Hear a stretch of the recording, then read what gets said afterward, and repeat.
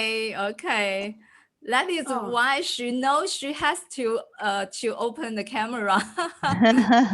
Yeah, I have to say hi to you. Yeah. It's Okay. wonderful.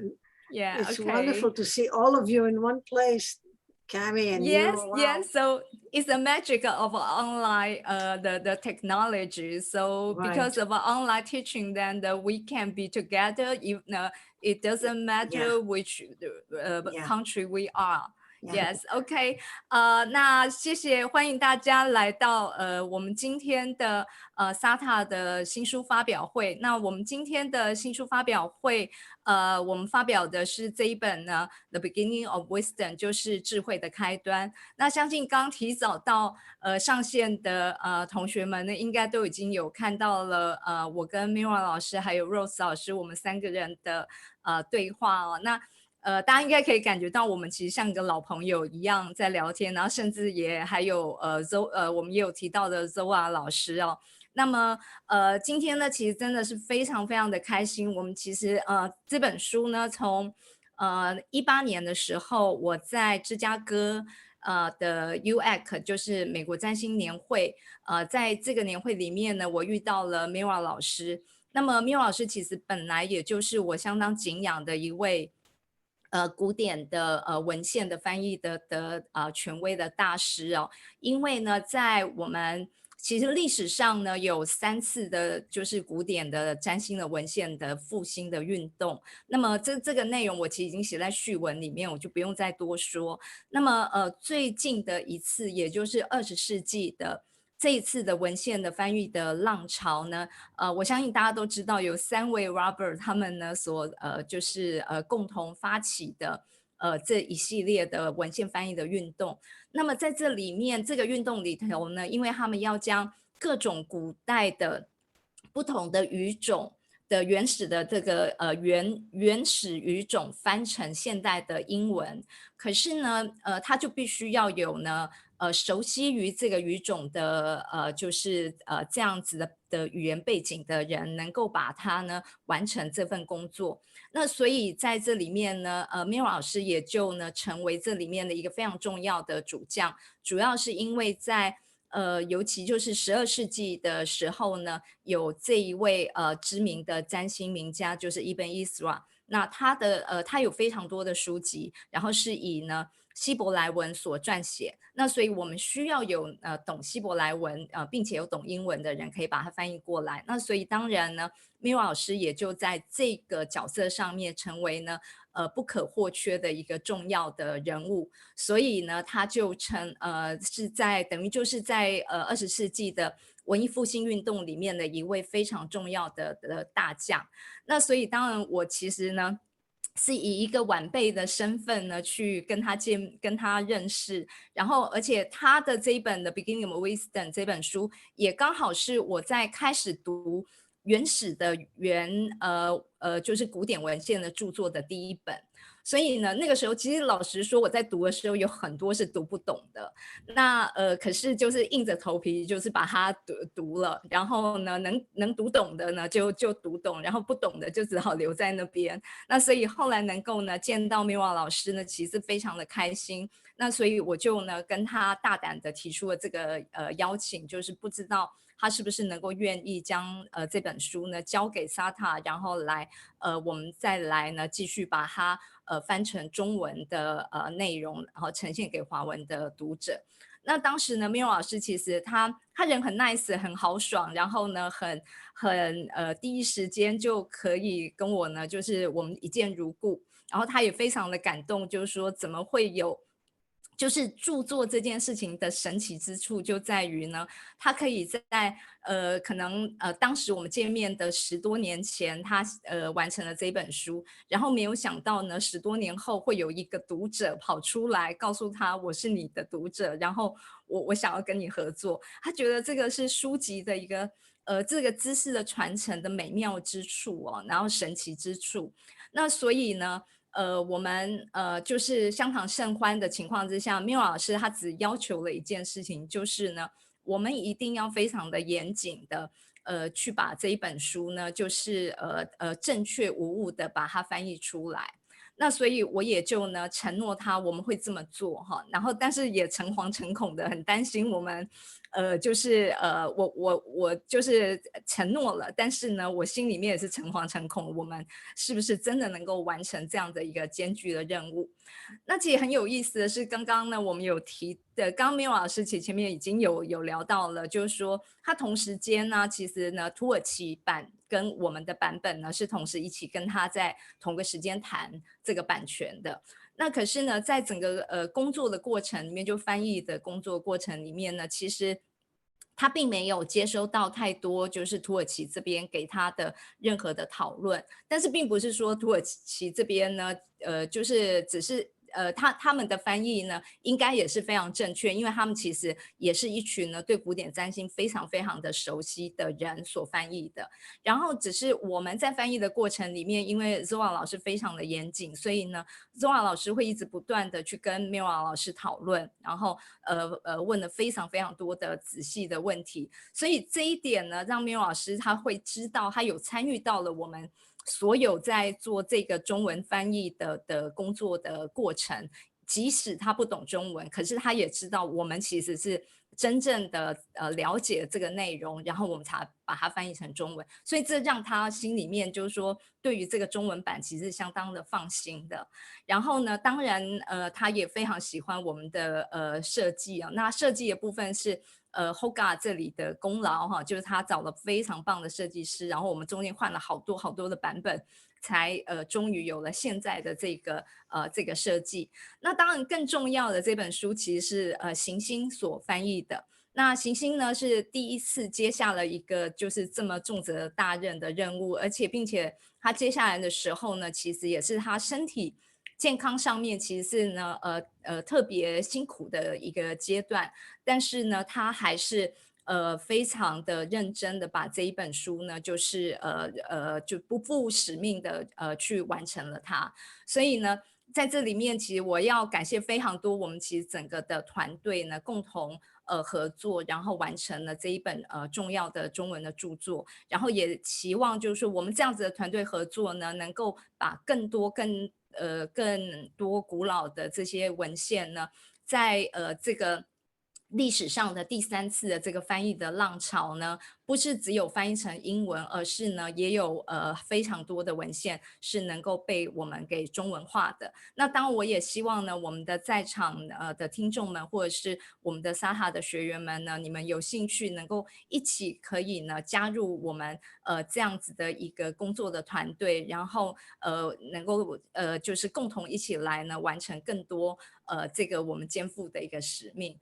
好，那我想呢，我前面的这个 opening 就不要讲太长。那我们接下来的时间呢，就交给我们，这是我们第一次我们的新书发表会是直接邀请到作者本人来到现场，所以这是非常难得，也是因为我们刚好是疫情期间在线上变成是一个普遍的行为之后呢，大家就反而有幸能够呢让大家都可以齐聚一堂，所以这是我们第一次邀请了我们的作者。好，然后那当然我们的即席的翻译呢仍然是请到我们的首席的翻译老师 Rose 老师来到现场。那最后提醒一下，因为 Meira 老师非常喜欢呢看到你们，所以如果你们就是有那个打理好自己的话，欢迎你们把自己的那个镜头打开，然后可以让 Meira 老师看到大家。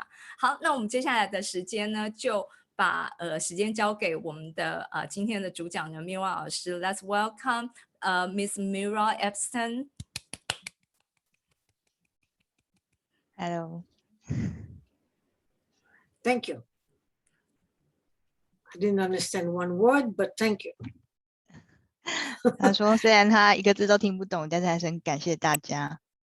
Okay, so what do we do now? Yeah, we can go straight to the question. Okay. Yes.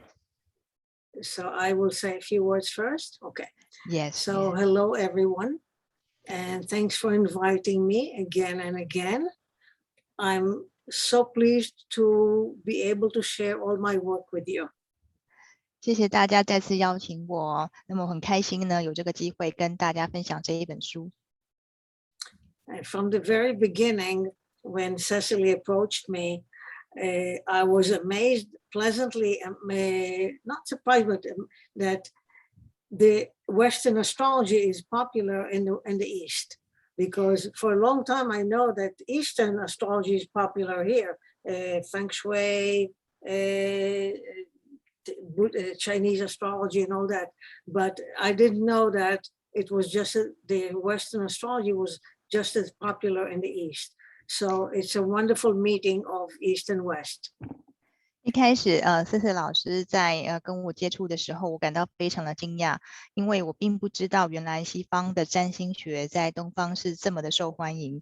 因为一直以来呢，东方的这个命理学呢，其实在西方是非常普遍，比如说像风水啊这样子的。那他没有想到说原来西方的占星学可以在东方这么的受欢迎哦。所以今天呢我们之间的接触可以算是东方跟西方的接触。And it just goes to prove that the human experience is the same, humanity is the same, and we all share as human, in our humanity, we all share it. It's universal, we share the same experiences, and that's why we can use all these techniques. 那么这其实也显示出呢，人性在整个全世界都是一样的它是一种普世性的价值，所以我们也可以借由同样的人性来接触彼此，跟彼此相遇。Okay, so I understand it. I do not need to introduce the book to you because you have it and you will read it. But I understand that there are some questions that are not answered in the book, but I can answer them in person, personally. So we can start with that.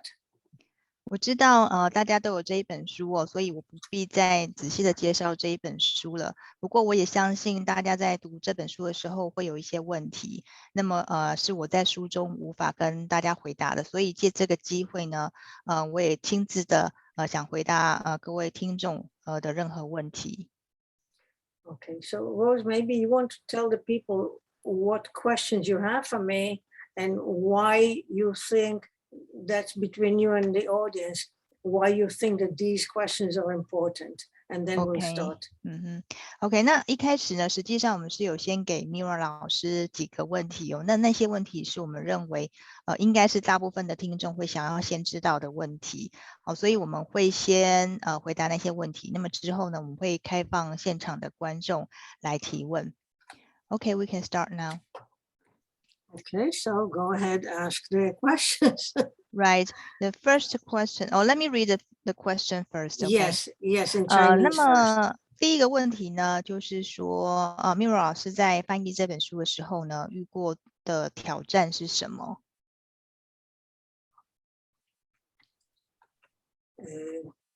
？So I don't have the numbers.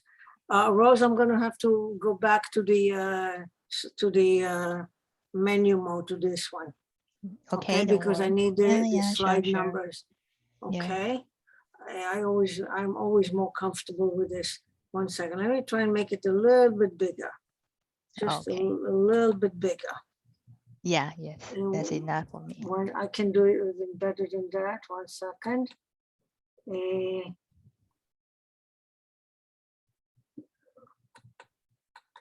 Come on.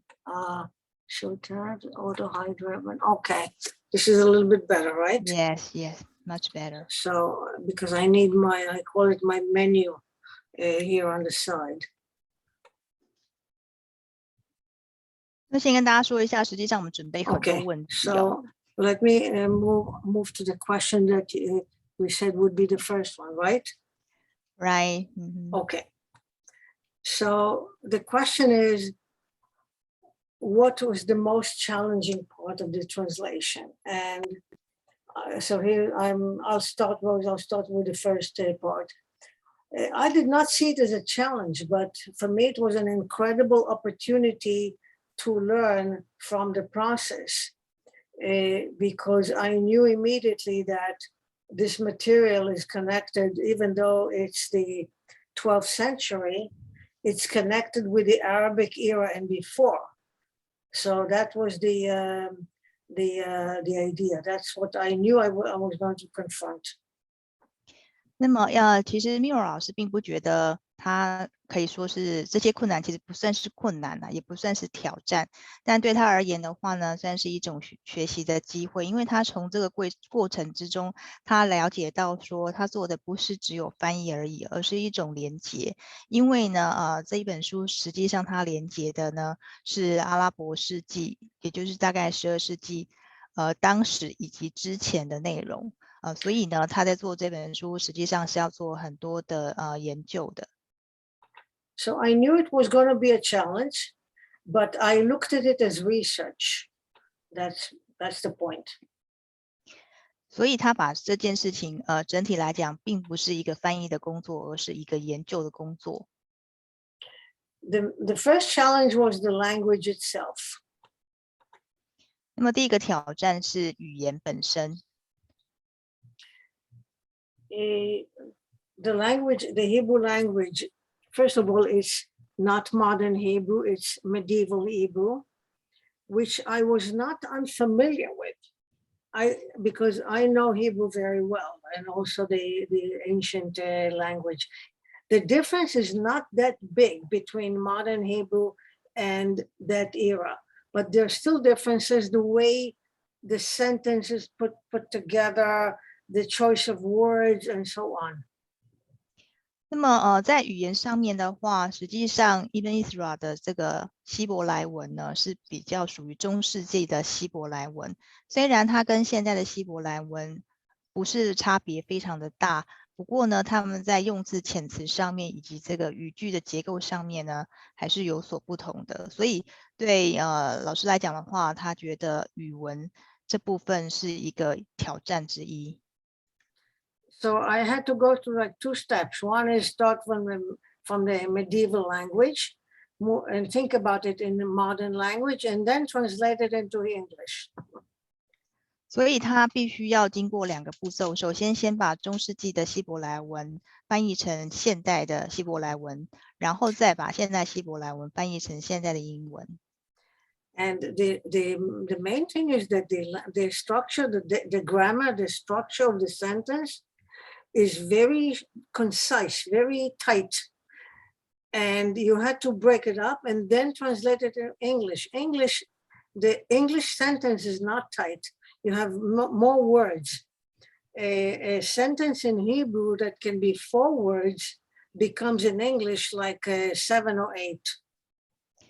比如说像希伯来文本身的语言结构就比较严谨也就是说他们可能会在以非常少的字来表现出更多的意境，但是在英文上面的结构就会没有像希伯来文这么的严谨所以他必须要想办法把这个希伯来文翻译成英文，这中间就有很多一些延伸的过程。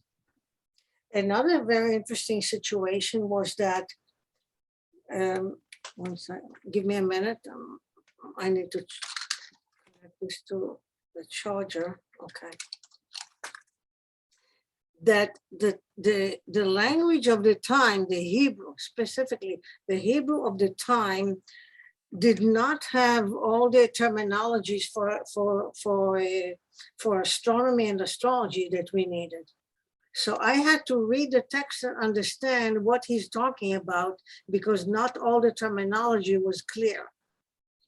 Okay? 另外一个重点是当时的这个希伯来文并没有我们现在所使用的这个占星学以及天文学的词汇，所以他必须要从字里行间去体会到说这个希伯来文究竟是对应我们现在怎么样子的术语。One example is the word for the ecliptic. I didn't understand what he was saying, and then I realized he's using that word for the ecliptic. So he had different words that sometimes he had to come up with for himself to say certain things in astrology. So I had to figure out what is that word in astrology.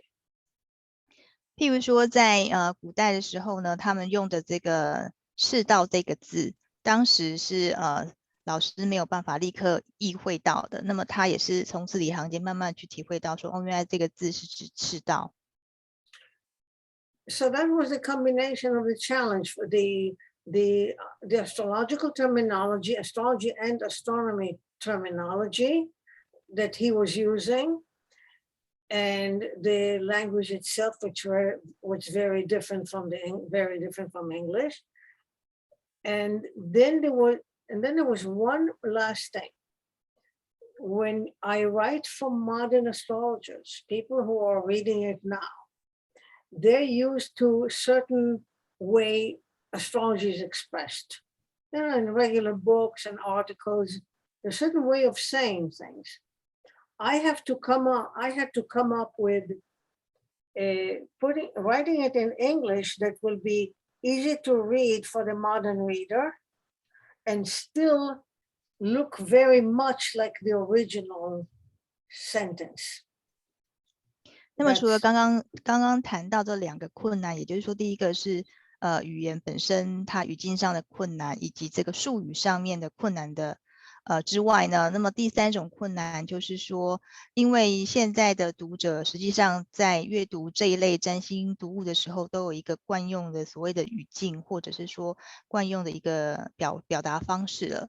那么他必须要想办法把这个翻译的内容呢，呈现出我们现在习惯的方式，但是又不能够失去它原来在希伯来文的这种风格以及一种意境。所以这是非常困难的一件事情。And I said all the time that I was able to do it only because I'm an astrologer, because you cannot have someone who does not know astrology to do that. You had to know astrology, to know Hebrew, to know medieval Hebrew, and to understand and to know the sources, to know Ptolemy, the Hellenistic. You had to know the sources as well, so that you have to know all of these to be able to translate that. 所以翻译这本书需要很多的要素哦。首先要知道希伯来文，然后呢，也要知道中世纪的希伯来文，好，然后呢，还要必须理解最重要一点就是他必须也是一位占星师。那么这位占星师还必须要懂得当代以及更早之前的占星的一些原理，甚至像托勒密那个时代的一些占星的文献。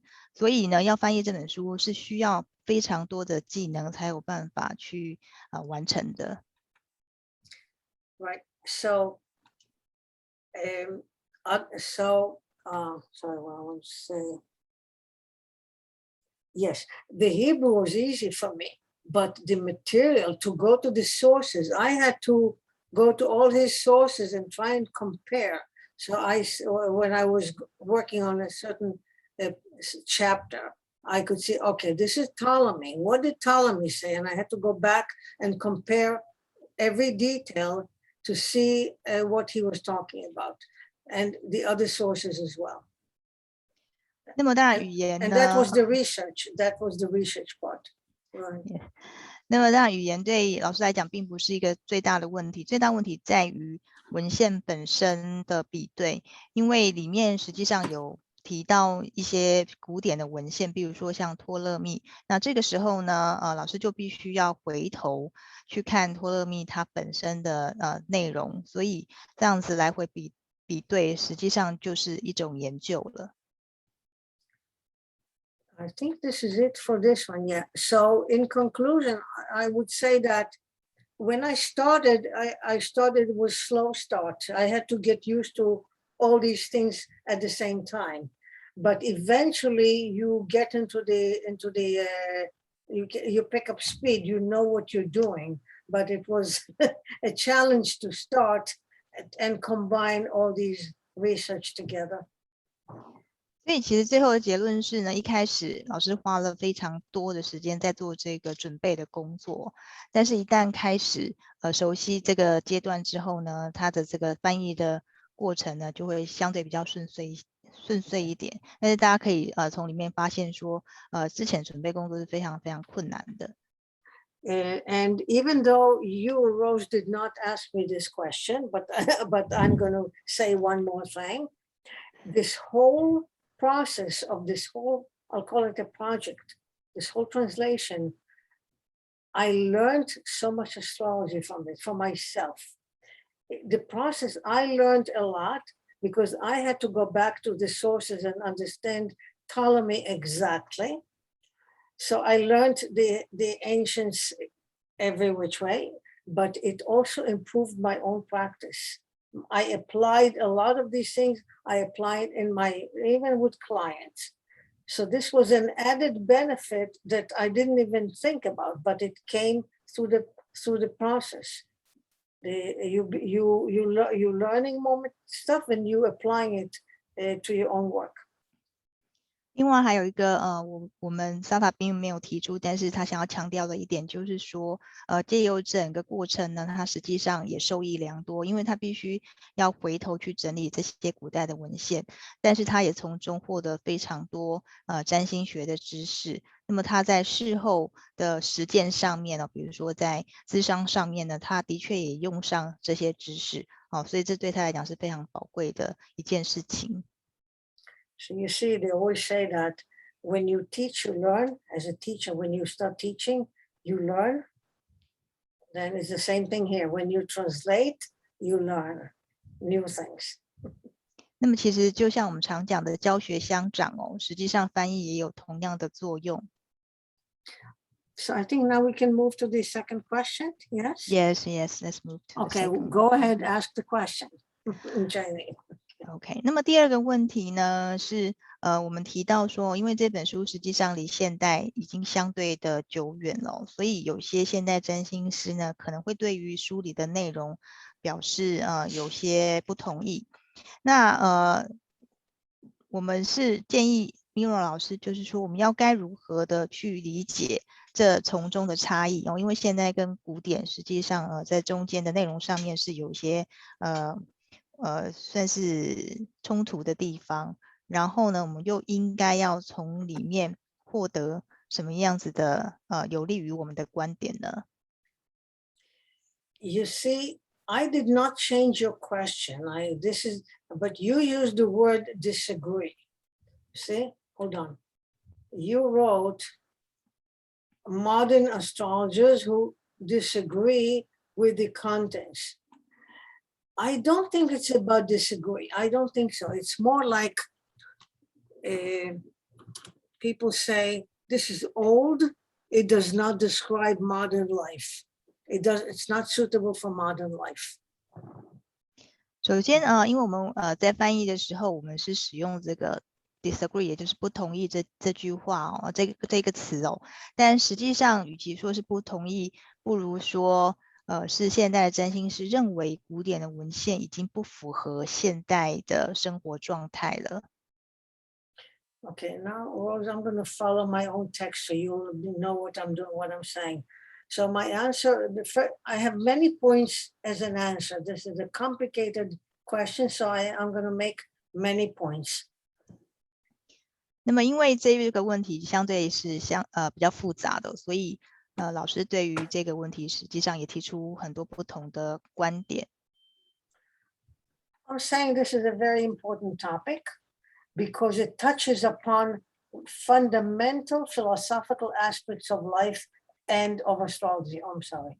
Okay. It's by itself, it's an important topic. Okay, that's the first thing.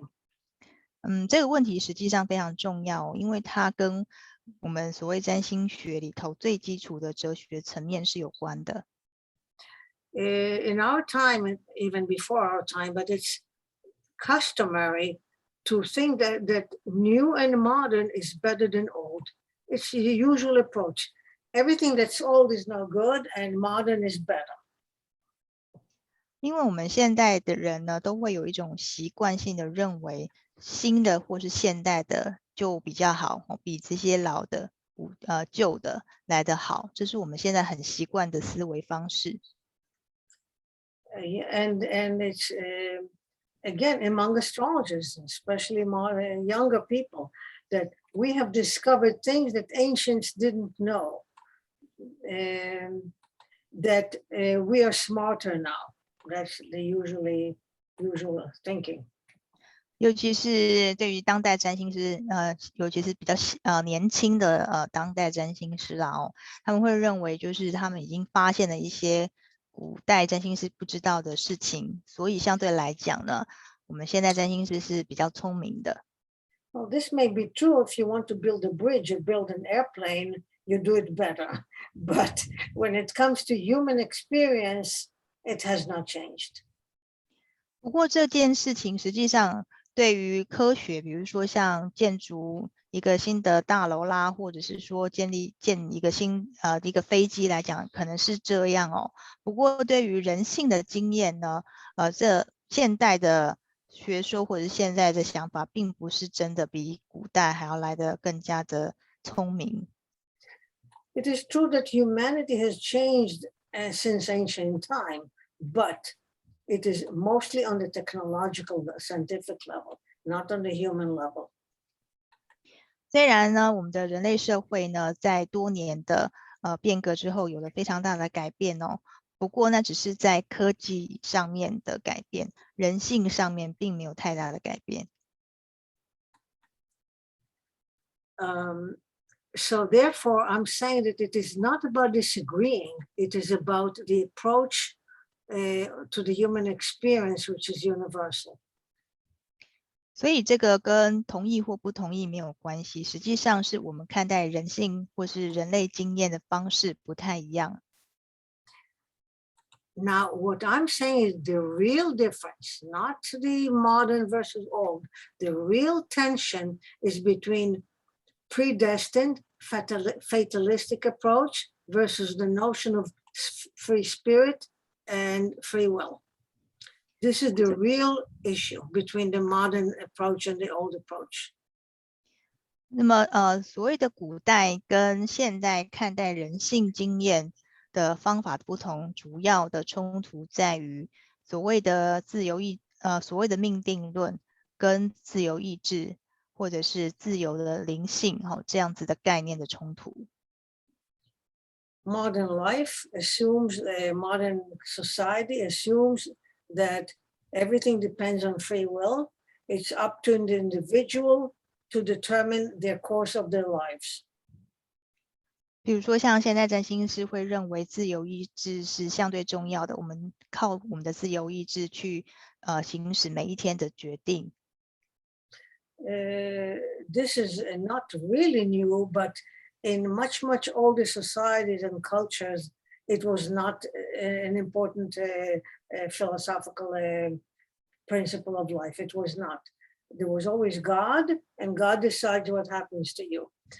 Since the time of the Renaissance, the idea that people have their own free will and they determine their course of their life is much stronger. So it's a modern thing. But from the time of the Renaissance, free will became fundamental principle of modern life.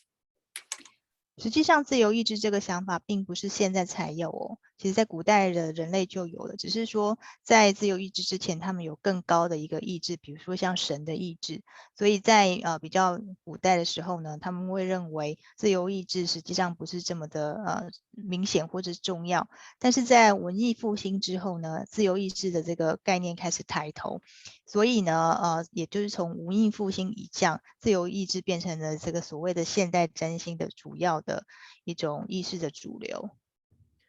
So when modern astrologers look at the old text, it seems to them very fatalistic.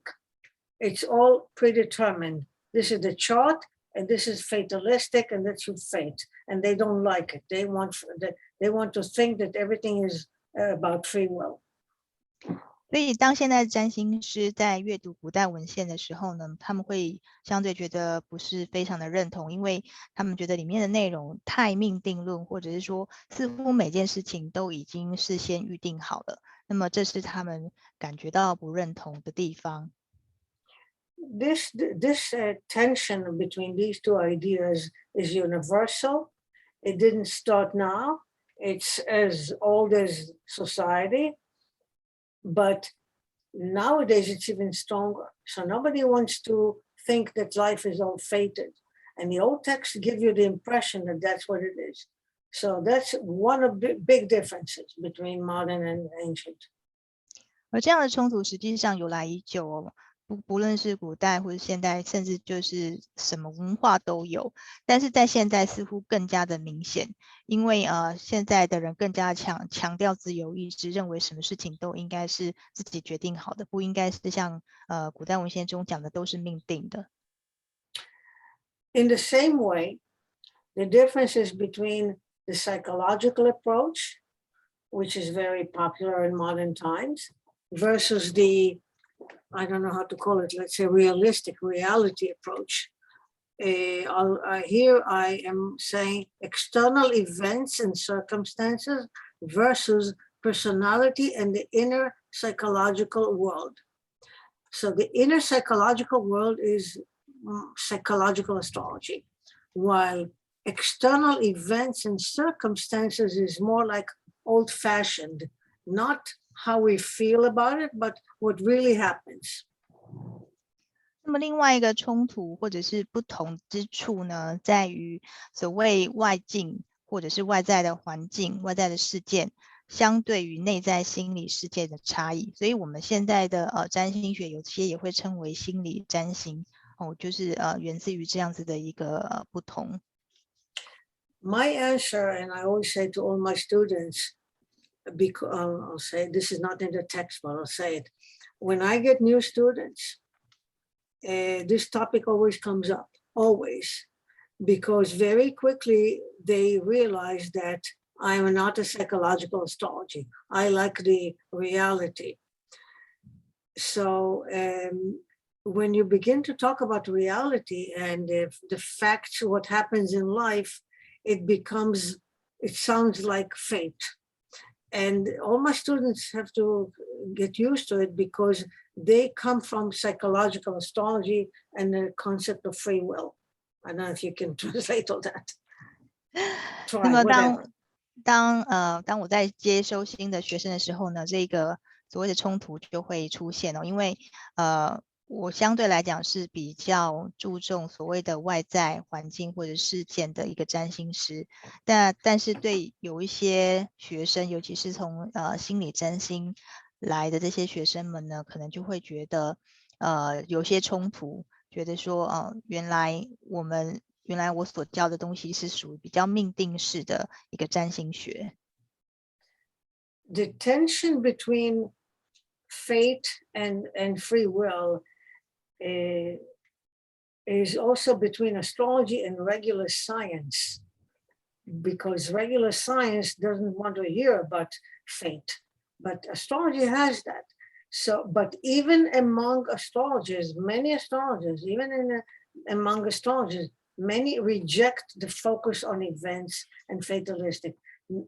Many astrologers do not say what I say. They think it's all about, you have the chart, but it's up to you to do what can be done with that. 实际上这个自由意志以及命定之间的冲突也存在于占星学跟所谓的现代科学或者说所谓的常规科学之间，但是呢许多占星师他在我们的内部的圈子里头实际上就也有这样子的一个冲突，因此许多占星师不敢相信或是不愿意相信呢我们这所有的事件都是命定的，他们认为呢虽然我们有自己的星盘，但是我们还是可以靠自己的自由意志呢去行使星盘里的一些能量。And that is why they're not in a hurry to study old text. It's not of interest. It's not terribly interesting because it's old. It's not suitable for us. We are different. So it does not interest them enough. 这也就是为什么呢有些现代占星师对古典文献不感兴趣，因为他们已经觉得那些内容是过时的或者是不符合他们的需求，所以他们变得不想要再去探讨古典占星师究竟是在谈论什么样子的内容。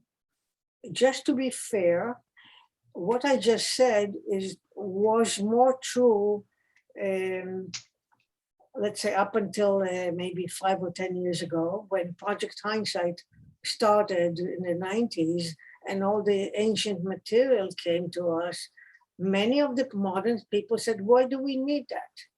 But I have to tell you that now we have a young generation here in the States. We have a young generation, people in their 20s and their early 30s, same as you people, who are very interested in this old material. And you are that generation, Cecily and you and Cami and Zora, you are that generation. You are almost like you're past the modern stuff. You don't need the modern anymore. You want to know what the old sources were. So it's almost like turning around in a beautiful way.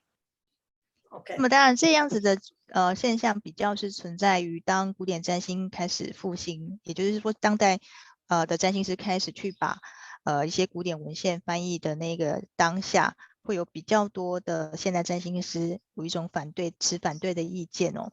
不过呢，在比较年轻的世代，比如说像你我现在在场的观众呢，已经逐渐的理解到说，其实现在占星也不代表说我们必须要把过去的文献给摒除掉，甚至对于古典占星是更有兴趣的。所以呢，Meira老师是想要跟大家纠正一下，就是不是所有的现代占星师都是这么样排斥这个命定论的。Yes. I remember when Project Hindsight started, I remember an article in the British magazine. Then they said clearly, why do we need that? It's old. It's not relevant to modern life. That was the approach. 那么一开始在后见之明这个复兴计划开始的时候呢，有一个英国的占星期刊里头就很明白的写到说，我们为什么会需要这些古典文献？认为说这些后见之明的这些古典占星的复兴计划是不需要的。So to summarize that, it's all very universal language, like I said. It's true now. It was true 2,000 years ago. When you read Ptolemy very carefully in detail, you can see here and there, even the psychological thing, But we speak the same language, or Vetus Valens. You read it carefully and you feel like you're there. It's not different from now. Life is life. Love is love. Death is death. Illness is illness. Happiness, sadness, never changed.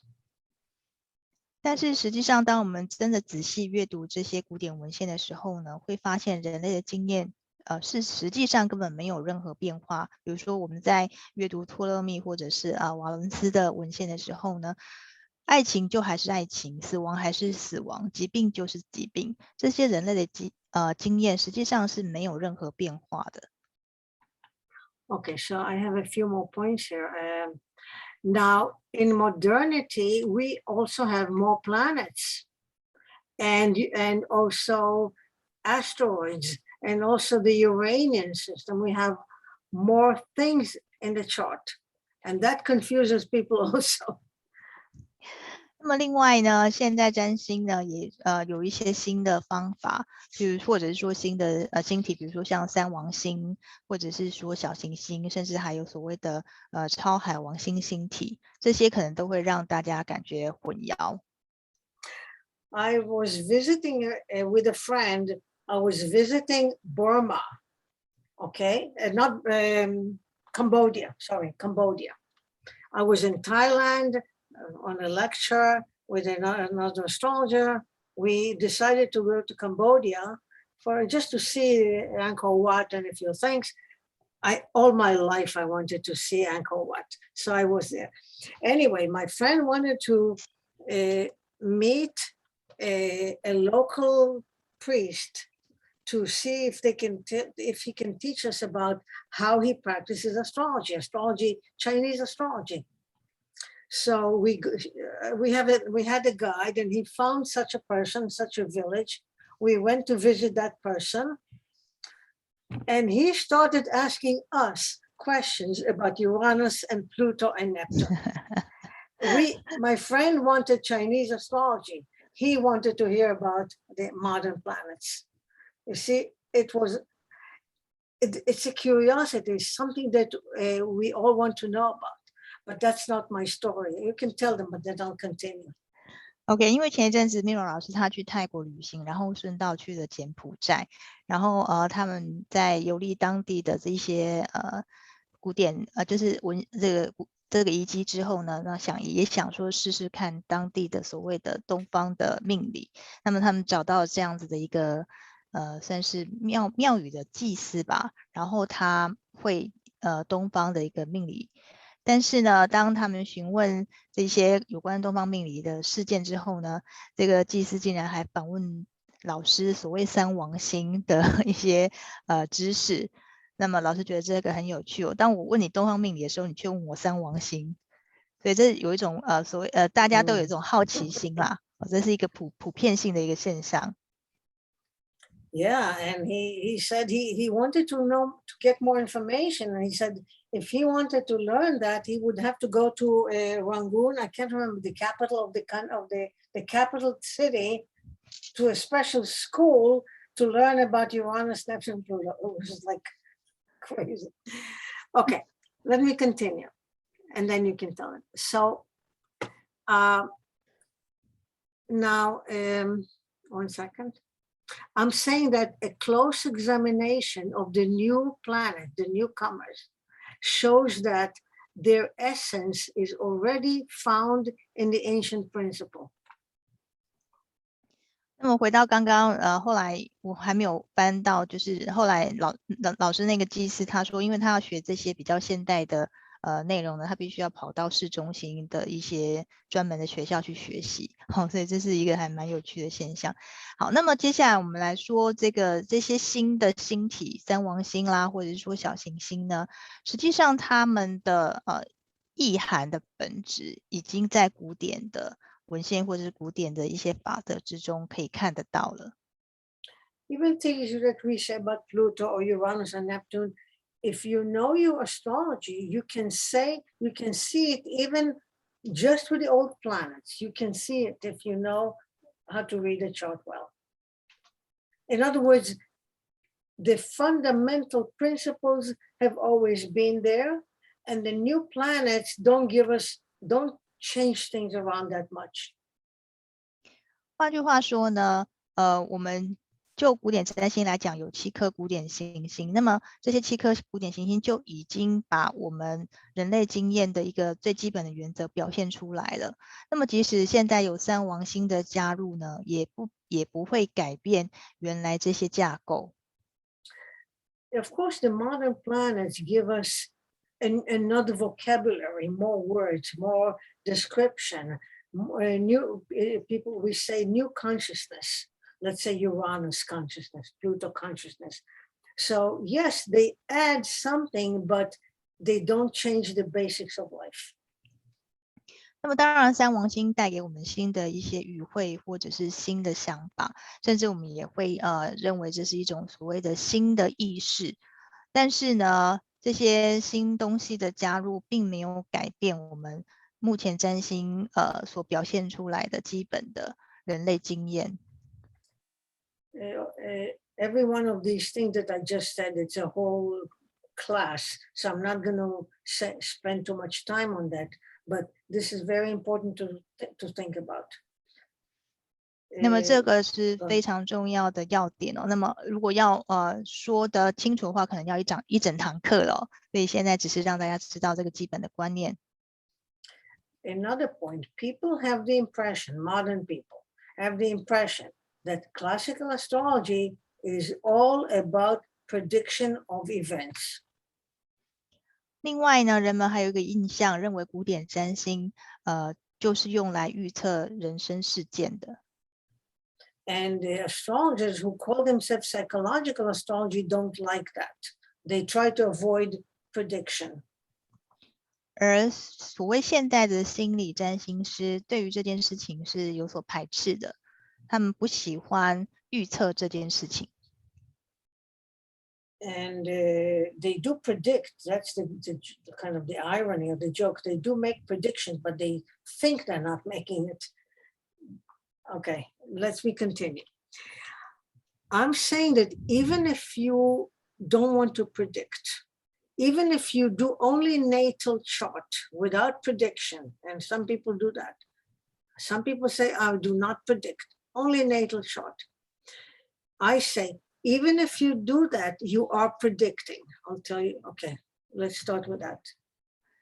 现在占星师呢，他们声称从本命盘就可以看出，应该说现在占星师他们是基本上只注重本命盘发生的事情，他们认为不需要去做预测，但实际上呢，光是阅读本命盘本身就是一种预测。Okay, I'm going to cut it short a little bit. I'm saying that it's not entirely true. Even if you do natal chart only, you are predicting. Here is how. 那么即使 Okay. 即使我们只看本命盘，实际上我们也已经开始预测的这个阶段了。If a baby is born and you're looking at the chart of the baby, not 20 years old, 2 days old, okay? Like a baby in my family. I look at the chart, just born. 5 minutes ago, it's my granddaughter, okay? My granddaughter was born. 5 minutes later, I have the chart, okay? You know, on the phone, I have the chart. And I already see things in her chart, how her father is going to, she has a good relationship with her father, he's going to be a teacher to her, how she's going to have many people in her life, and all these things. And she's two hours old, okay? That's prediction. Because if I say she's going to have many people in her life, that's in the future. She's only 2 days old, okay? So that's prediction. Another little girl in my family, as soon as she was born, I said, you can send her to university already. She had unbelievable chart for a study, for smart. She became smart at age 2 years old. She was already speaking like an adult person. So I'm saying that when you look at the natal chart, as soon as the baby is born, you are saying how they will be in the future. That's prediction. Okay, tell the story. 那么 Meira 老师刚刚就举他自己的例子哦，比如说他的孙女才刚出生2个小时，他就立刻有这个星盘了。那么从星盘里头，他已经可以知道说他跟父亲之间的关系，或者是说他以后跟这个社会上面的这个人际关系的状态。那么实际上在这一个从这个出生星盘里头，这小孩子才刚出生2个小时，但是他已经知道他未来的事情，这就是一种预测。那么再举另外一个例子哦，他有另外一个亲戚哦，他从他的星盘里头，就是这个小孩其实也才几岁而已，他从他的星盘里头发现说这个小孩非常的聪明，然后他就在看出生图的时候就立刻让他的父母准备好上大学的钱哦，因为他以后肯定在学识上面有非常大的成就。那果然呢，这个小孩在2岁的时候呢，就已经发展出非常惊人的天赋，就是他讲话就已经开始像个大人一样哦。所以这就是预测，也就是说我们从非常就是才刚出生2个小时的出生的星盘里头，就已经开始预测这一个人的未来的状况了。So astrologers have to learn to be consistent. The word is, I call it consistent. Have to be consistent. You have to admit to yourself, this is what I'm doing. This is what astrology is all about. And come to terms with that. You know what I mean by come to terms? Adjust to it. Okay. 占星学本身实际上是一种连续性的，它本身是有连续性的这个特质哦，所以呢，我们必须要把它跟现在的这个现在的这个现实状况有一个适当的连结，然后呈现出它一种连续性。So this whole thing is prediction is not limited to old astrology. It's around us all the time. When you practice astrology, no matter what, you think you're not predicting, you are predicting. It's not only the old astrology, it's here and now as well. 所以预测本身并不专属于古典占星师，所有的占星师都在实践预测这件事情。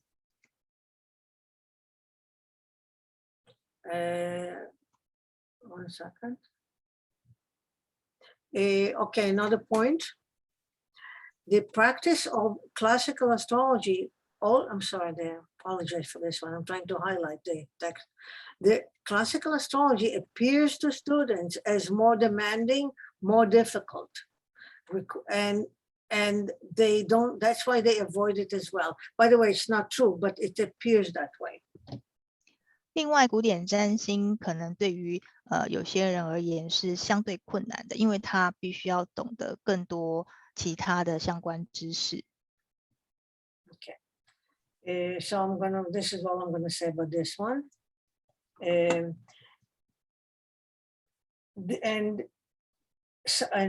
all of these classical techniques people are not used to thinking that way. They're based on different things. I'll start again. The classical techniques that are not used by modern astrologers, they seem to modern astrologers as if they are more technical. And people don't want to be more technical. They want images, they want psychology, they want symbolism, okay? Very much, many people are into symbolism. They don't want more techniques. And that's another reason why they avoid it. 那么这些古典占星的这个方法可能对于有一些占星师而言呢，是太技术性了。那么对于一些当代的占星师或者所谓的心理占星师呢，他们比较想要得到的是一种直觉性的概念或者是一种形象，所以这就是古典占星跟现代占星可能有的冲突之一。So you see, I call it a new age approach, the modern approach is to look at things in the chart and think of them symbolically, which I call qualitative. The approach is qualitative. Look at symbolism. And the techniques appear more quantitative. You're measuring, you're counting, you're measuring. People don't want to count. They don't want techniques. They want qualitative and symbolism.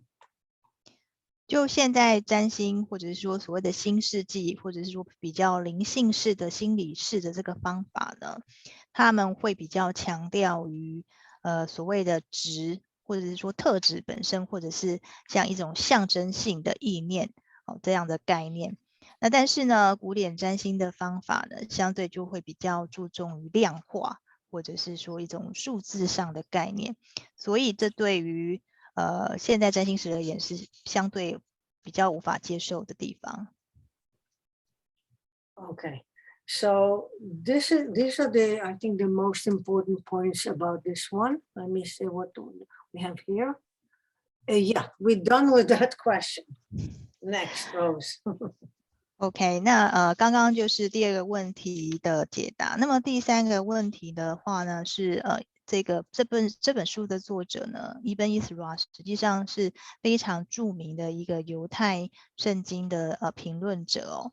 那问题在于就是说，我们要如何的去看待宗教以及占星之间的冲突，以及呢，他如何把这两者融合起来？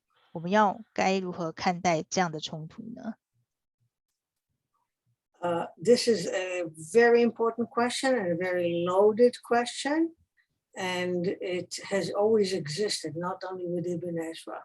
And the question of, is there any conflict between astrology and religion? That's the question.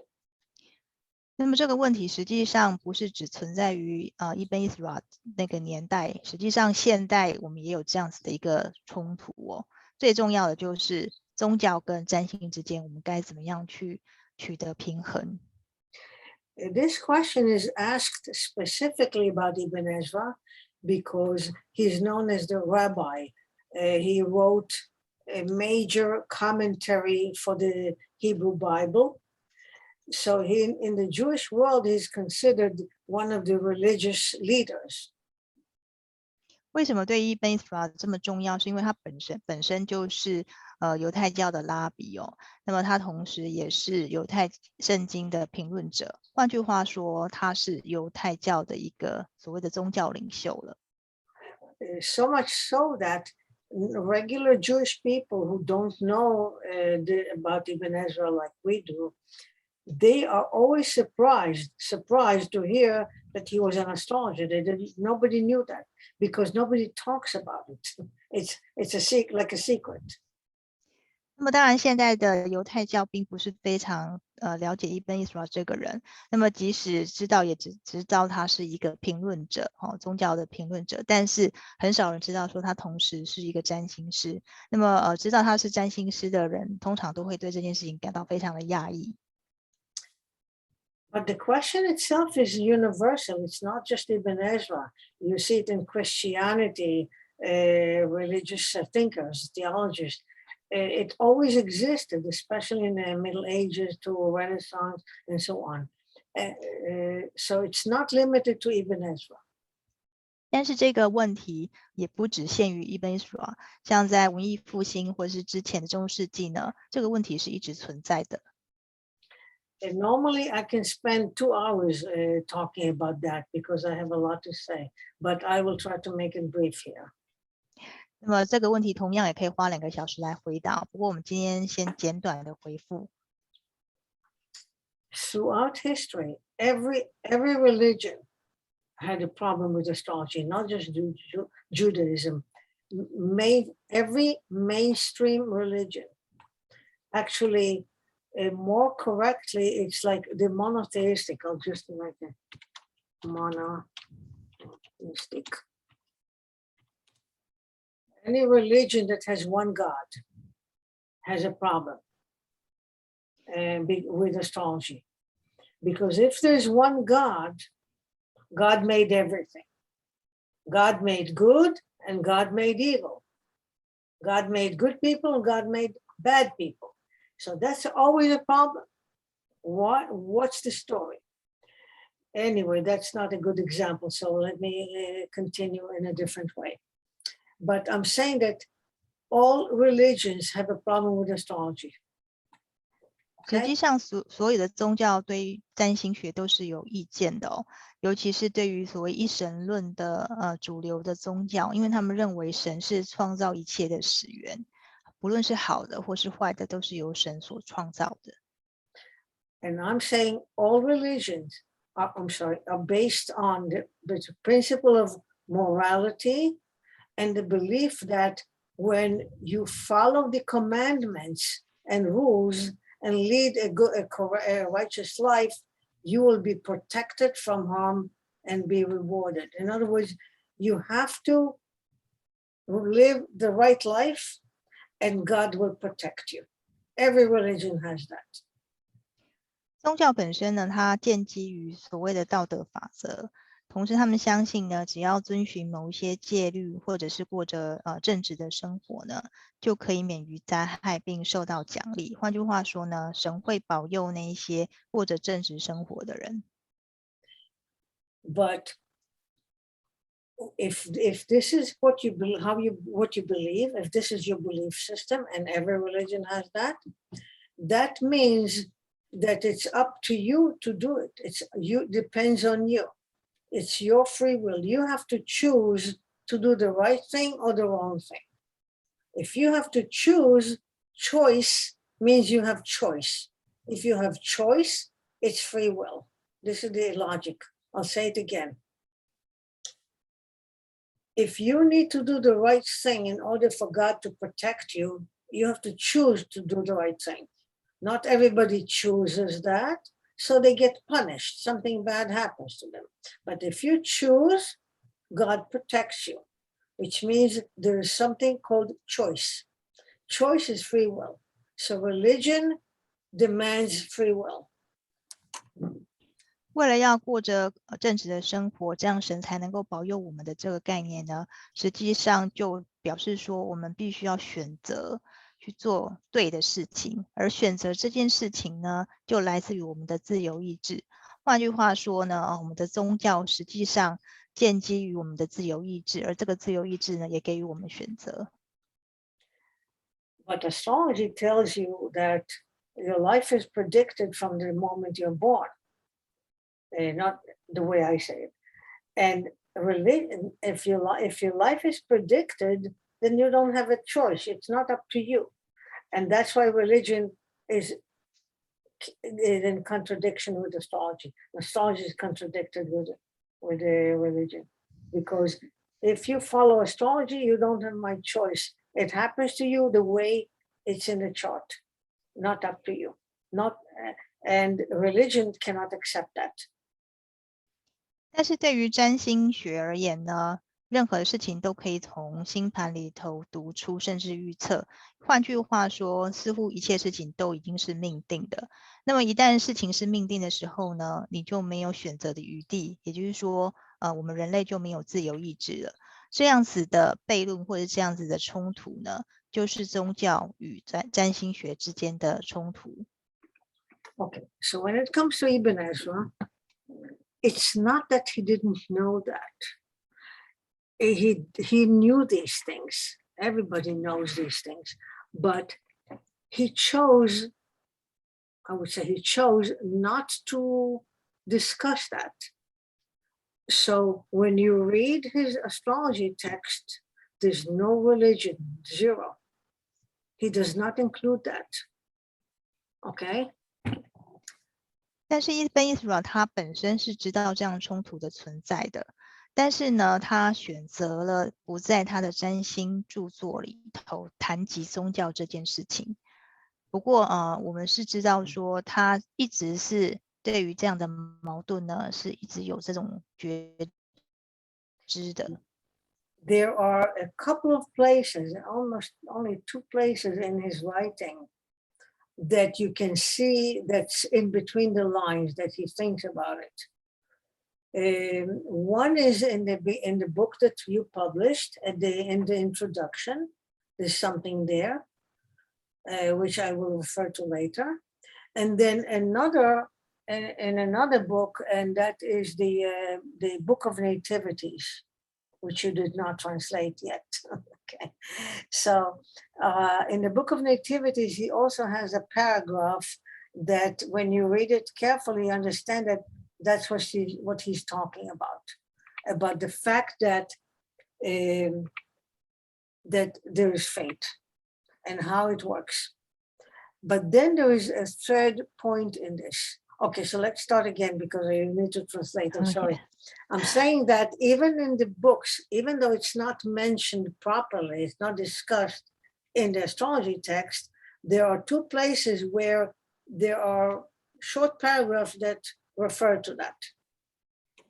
那么即便Ibn Ezra他尽量的不去谈论这样子的冲突不过在他著作之中的确有2个地方有表现出他的这个内心的一个算是挣扎吧。第一个呢，就是在这一本书里头，在介绍的后面的章节里，然后再来就是另外一本他的著作本命之书我们还没有翻译的地方。那么这2个地方其实有表现出他对于命运这件事情是有是承认的是承认就是说有些事情的确是命定的。A typical answer to the problem, it's a problem because when you come to it from religion, it's a problem. A typical answer to the problem is in the doctrine of the soul. And he mentioned that in the Book of Nativities. Actually, it's the doctrine of the 3 parts of the soul. In other words, the human soul has 3 parts. 那么一般来讲 Ibn Ezra 回答这个问题呢，他都会用所谓的灵魂3分说来去回答。He did not make it up. It's very ancient. It's ancient from Ptolemy's time, okay? Not in Ptolemy, but in that era. It's in the Neoplatonist and so on. The Hermetic tradition and so on. It's not new. And it has always been philosophers and so on always refer to that. The 3 parts of the soul. And what is it? The part that animates the physical life, the animation, like the body. What makes you alive? You're not dead. The body is alive physically. It's a part of the soul. Then the middle part is that govern the senses and the conscious mind. So this is where humans are. People and animals share this. We all have this part of the soul that animates us. It's animation. The keyword is animation. The second is the one that people have, conscious mind. And so that's kind of in the middle. That's still the part that we can relate to, that we can communicate with. Now, the highest soul is the part that's close to God. It's like a part of the soul that's not subjected to the realities of life. Okay?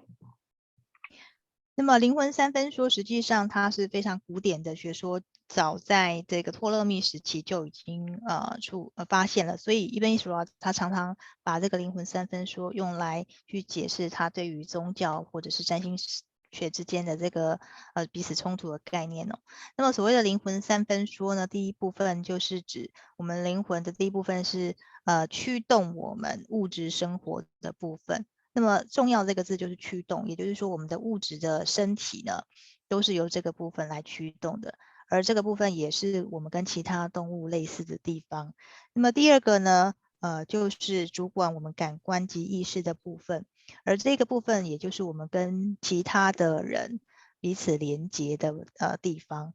那么第三部分就是所谓的高我或者是较高的灵魂哦，它是接近上帝的部分。So the first two are more physical, belong to the physical world. Anything that belongs to the physical world is under the power of the stars. That's the idea. So the stars, which is the chart, has the power over the physical world. 那么Okay.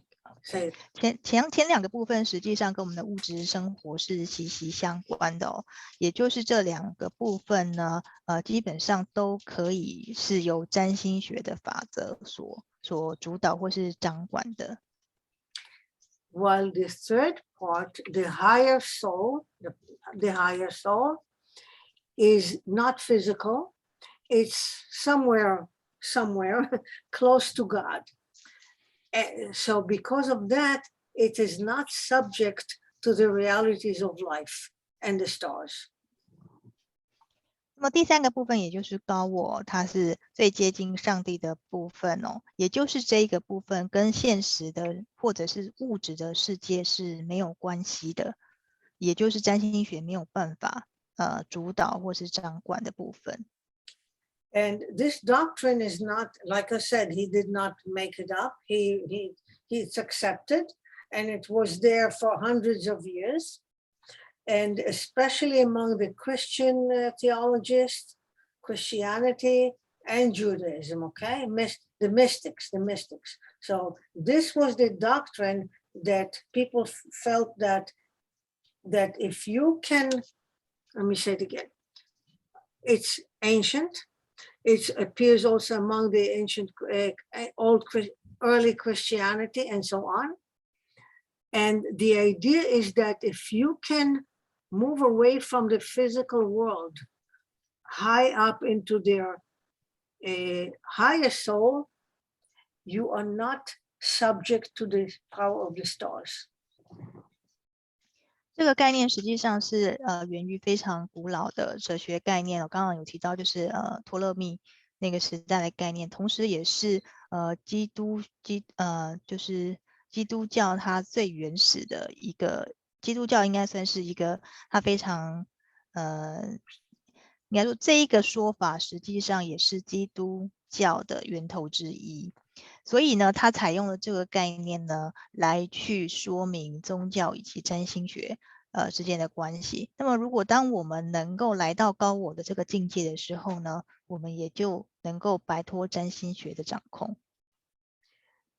And this is why you have people, mystics, and you have it in China and Tibet and everywhere in Europe, people who live abandoned life.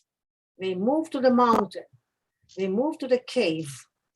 And I've seen that in Thailand, I've seen this custom. People leave their family and move into a monastery for 20 years. They just decide to leave reality, just move away from physical life completely into the spiritual.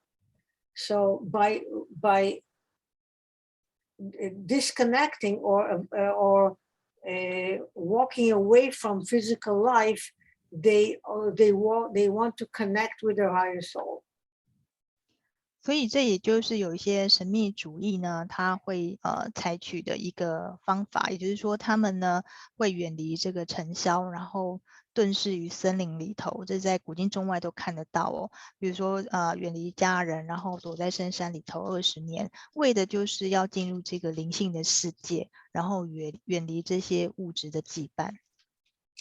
So in this kind of philosophy, it's a compromise between astrology and religion.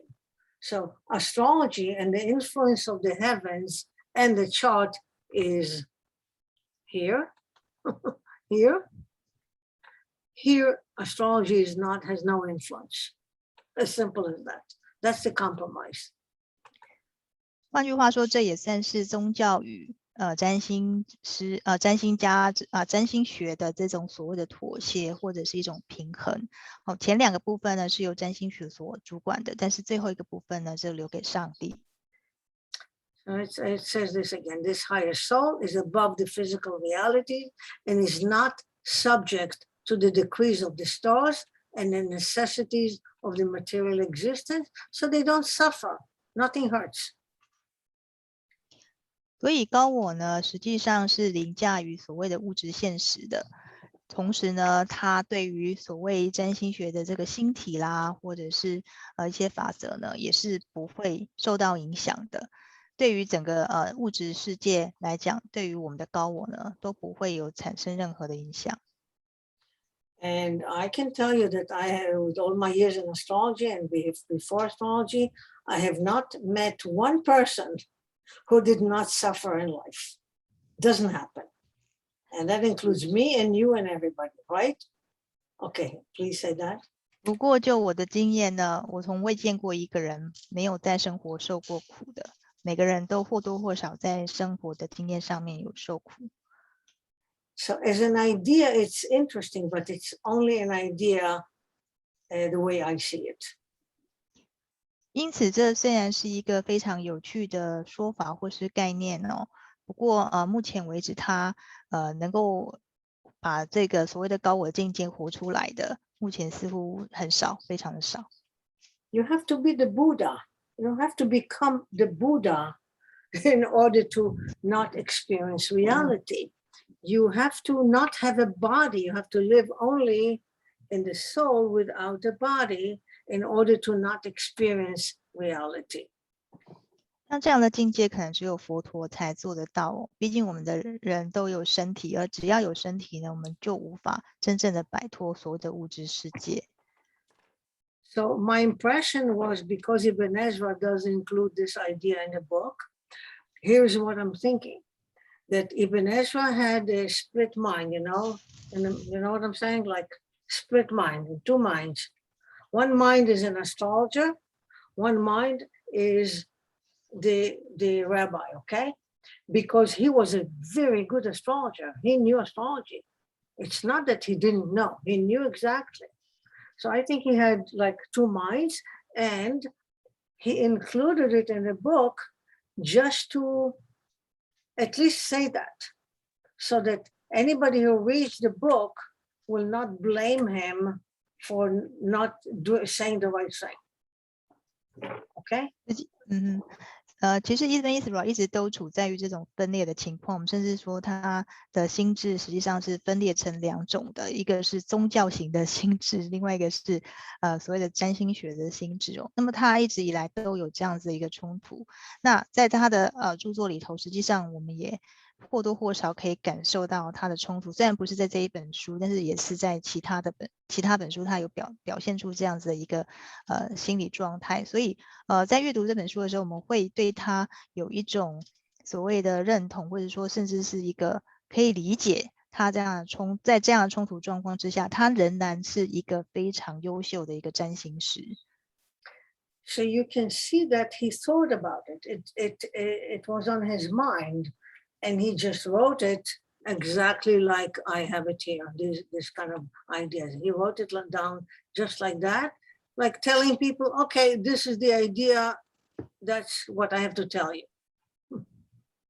所以在他的著作里头，他就故意以这样子的方法来去让自己在中间找到一个算是栖身之地，然后也把这样子一个说法传达给世人。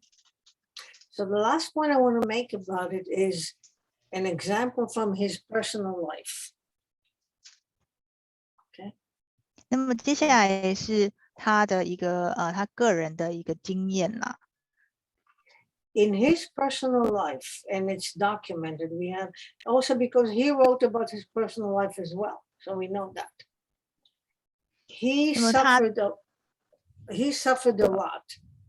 He didn't have a home. He just left his country and moved among the different communities. So you could say he was a wanderer, a vagabond without home, just on the road all the time. Okay. 他在他自己的诗集里头就有提到说呢，他生活可能遇到的一些困难哦，因为他是一个所谓的布道者，必须要游历于许多的国家还有社区哦。换句话说，他并没有一个稳定的地方称为家的地方。So when he was on the road, like for 20 years, he was on the road from Spain to Italy, from Italy to France, from France to England. So he was many years on the road and he didn't have any money, zero money, no money. So he always depended on the help of other people to give him food and shelter, a place to sleep in and food, always depended on others. 那么他在这个游历的期间哦，遍及那么多国家，像西班牙啦、意大利啊，但是他身上都是没有1毛钱的。他这段期间都是由这个路上的好心人士给他食物，给他住的地方。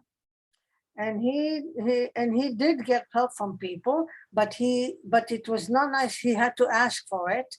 But every place that he went, he was recognized. He was well known at the time, so he was received nicely, and many times he would get help from the rich person in the community, but then he would stay and do some astrology for that person or teach the child.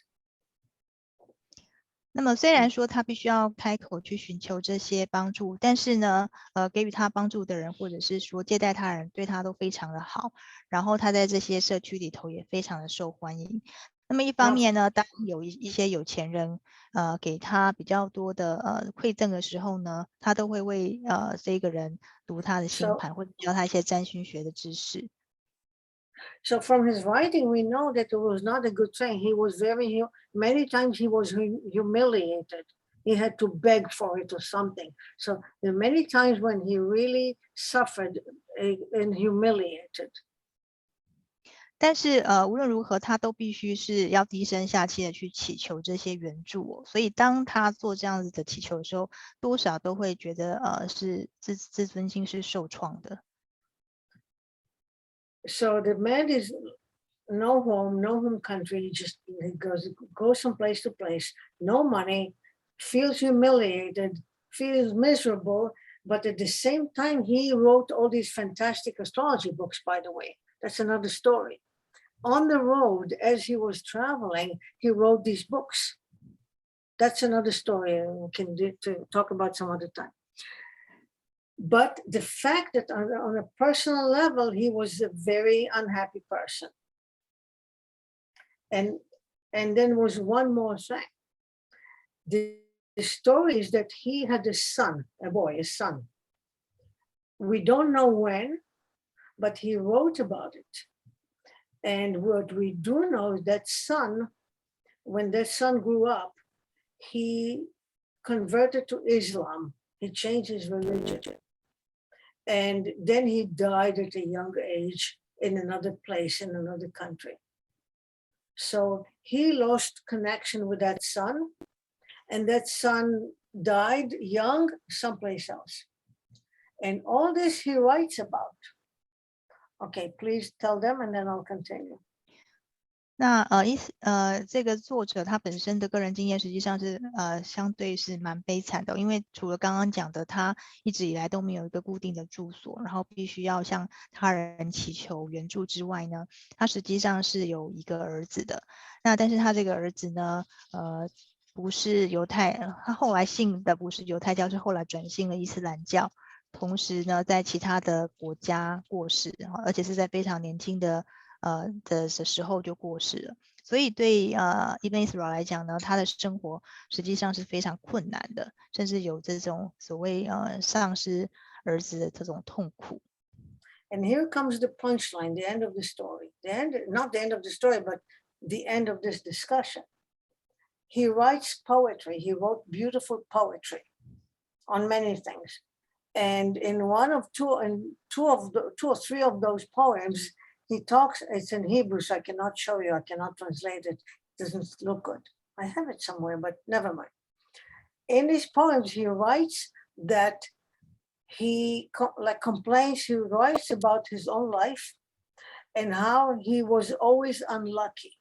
Always, he says how he was always unlucky because of the stars. He says that the stars made his life unlucky.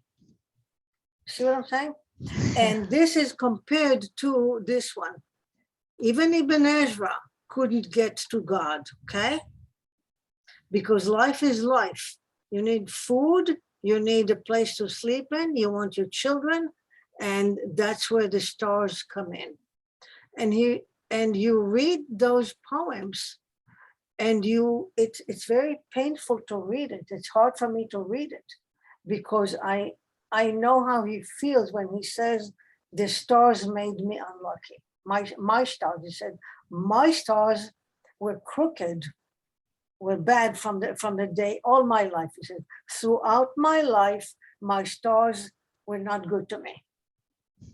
And that's a religious person. You see, he did not reconcile it. He did not find a compromise. He did not. Nobody does. Nobody does. Not you, not me, not Ibn Ezra. We have to live with this somehow. Sorry, it's not a cheerful message, but it's me, and that's how I am also. Okay. 在Ibn Ezra 的诗集里头呢，他曾经就有抱怨他的人生是多么的不幸，而这些不幸呢，都来自于他星盘里的星星。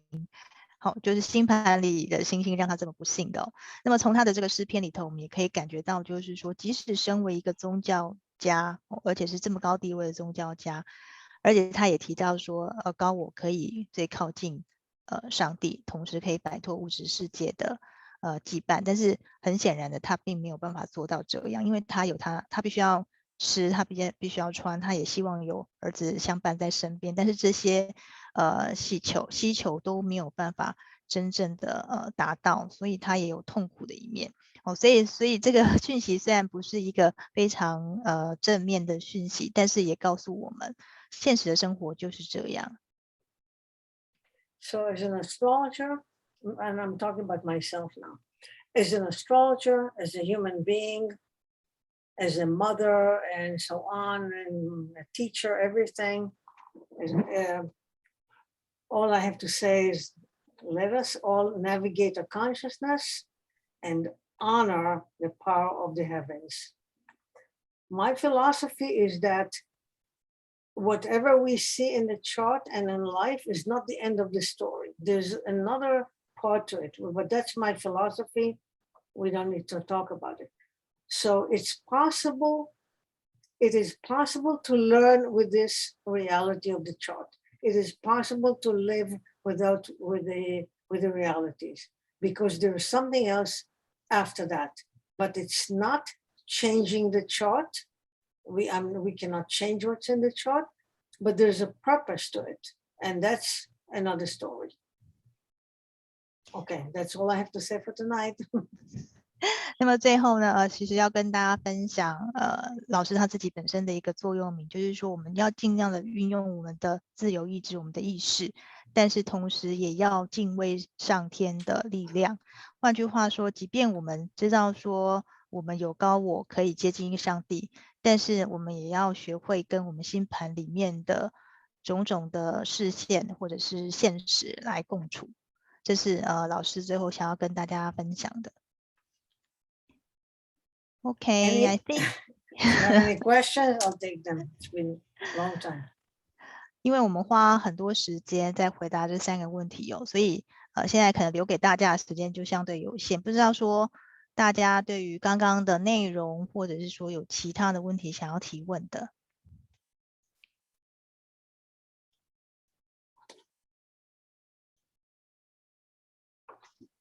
Everyone is astonished. What do you mean? What do you mean by what do you mean? We are still processing the content. Yeah, especially the last one. Yeah. It did give us a lot of thought. Yeah. And You a lot of see, clients ask these questions too. Yeah. Client is a whole other thing. Because client, you don't talk to them like that. This kind of discussion that I had tonight is not for clients. Never. Please say that. Please say that. 那可能有些同学会有一些客户问相同的问题哦，不过这个实际上是不适合分享给我们客户的哦，是我们自己本身占星师之间的对话。So we have a question. I'll just say one last thing. With clients, you have to use the language of the client. I cannot use my language. My language is this, what I spoke about, okay? This is not anything that I will say to the client, nothing like that. So I use different language. I use what they think. I use their concept, their philosophy. You always read the client. You're in their shoes of the expression, you're in their shoes. You experience life from their point of view. That's it. Not from my point of view, from their point of view. Okay. All the things that I know for myself. Okay. OK， 那么Meira老师刚刚叮咛我们，就是说可能尽管有客户有相同的疑问，但是我们必须还是要站在他的立场，或是他的处境，或是从我们从星盘认识的他来回答这个问题，而不是千篇一律用这样的方式来告诉客户整个人生是什么样子。Okay, we have a question in the chat box. Do you think Arabic lots are important to explain charts? Are you using the lots? Which ones are usually the used? Lots? Yeah, Arabic parts. Huge, very much. But yes, I use fortune and spirit. Didn't we do the workshop on that one? Yes, we did that twice. Yes. Very important in my work. And the way I taught it in the class, in the webinar, I taught a lot of fortune in two ways, not in two ways. One in the natal chart, you may remember that, when we look at it as an ascendant. Yes. And the other part is for time nodes, for predictive work. Yes. So the answer is yes and yes and yes. Very important. I do not use the other lots, but occasionally I look at a lot of children, especially because I have a lecture on fertility. Fertility and pregnancy and fertility. If you want, I'll do that for you. And because it's about children, I also look at the lot of children. But I don't do the million other lots. Okay. Something like that. 好，那他刚刚同学有问到说 Meira 老师是否有使用阿拉伯点或是我们所说的特殊点哦？那么他实际上过去有曾经做过2个 workshop， 就是关于这一个特殊点的用法。那么他基本上只使用幸运点跟精神点，那么有的时候他还会使用子女点，因为他曾经做过有关于怀孕这样的主题的工作坊，那么他有特别去使用子女点，那至于其他阿拉伯点他就不太使用了。Any other question? 还有没有问题呢？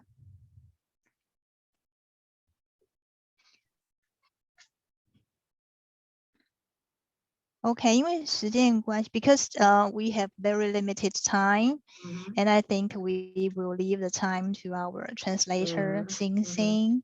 Yeah. Then you can stay or you can, because it's very late in New York, I know. Yes, it is. So you can take a rest and then. Yeah. Okay. Okay. So I'll say thank you, everybody. Thank you, Cecily and Rose and Zora. And I'll say hi again to Cammie from here. I'll see you on Thursdays. And it's a pleasure. It's a great pleasure. And I'm sure we'll meet again and do more work. And Rose and I already talked about it. So we'll communicate by email. Yes, sure. OK， 好，谢谢大家。那因为大家我知道有接下来的问题哦，那么我们会在后续回答。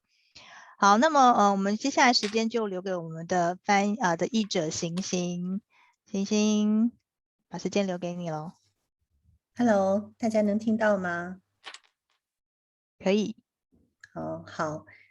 那 Meira 老师、CC 老师，还有 Rose 老师、Zora、SATA 的各位同学，还有一些不认识的朋友线上了，大家上午好。那我呢，就是这本新书《智慧的开端》的中文译者，我叫邢欣，我现在在北京，问候大家。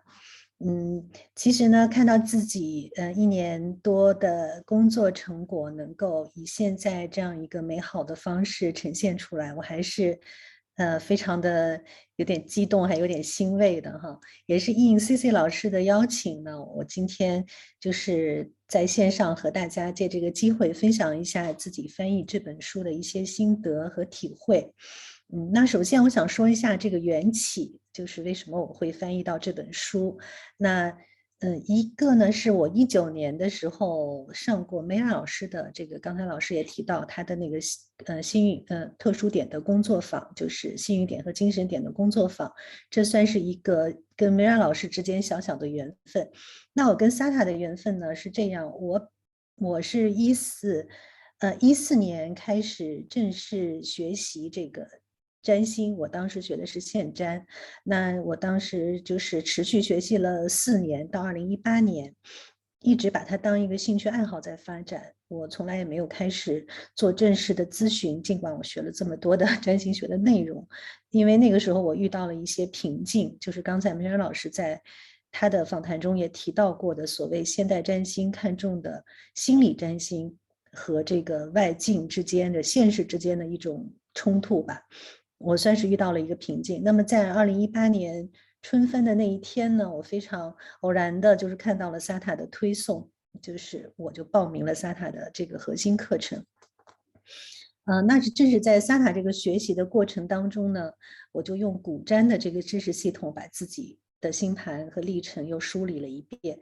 我的一个感觉就是SATA有非常严谨的这个课程的设计体系，包括 CC 老师它是一种倾囊相授的这种技法和诠释的这种角度是非常难得的，帮助我呢解开了当时我学习占星的一些迷惑，并且也算是重新燃起了我对于学习占星学的这种热情。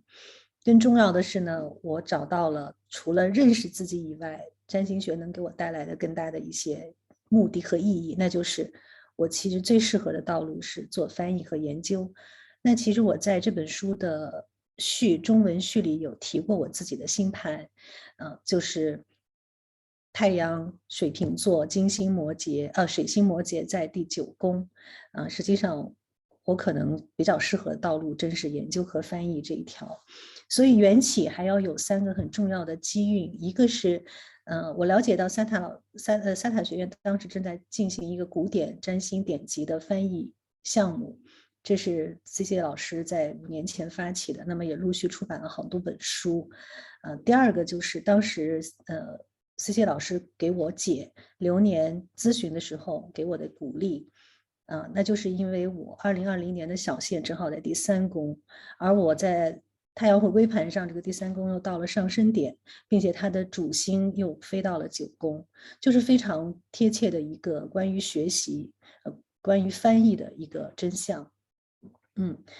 正是这样的种种的机缘令到我，虽然当时我自己的工作很忙，身体不好，但我后来还是相信 CC 老师的这个鼓励，也相信 SATA 有很强大的资源可以支持到我，所以我接下了这个工作，这是一个缘起。